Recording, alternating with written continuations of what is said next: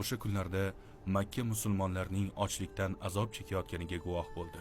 Ammo bu qancha davom etadi? 2 kunmi, 3 kunmi, 1 haftami, 1 oymi? Hech biri.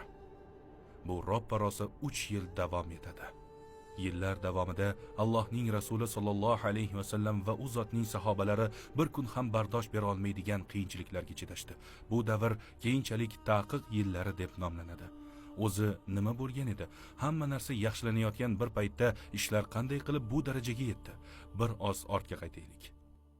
Payg'ambarlikning 7-yili edi. Makka mushriklari hanuz islom yoyilishini to'xtatish yo'lini topa olishmasdi.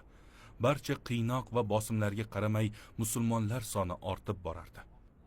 Qo'llagan usullari muvaffaqiyatsizlikka uchrardi. Bunisi ham yetmagandek, Habashistonga hijrat qilgan musulmonlarni ham qaytarib keltira olishmadi. Hamza va Umar islomni qabul qilishdi. Quraysh yanada ko'proq tashvishga tushdi. Ko'p o'tmay islom Makkada g'olib bo'lishini tushunib yetishdi. Bunga chek qo'yish uchun Quraysh yetakchilari to'plandilar va qasam ichdilar.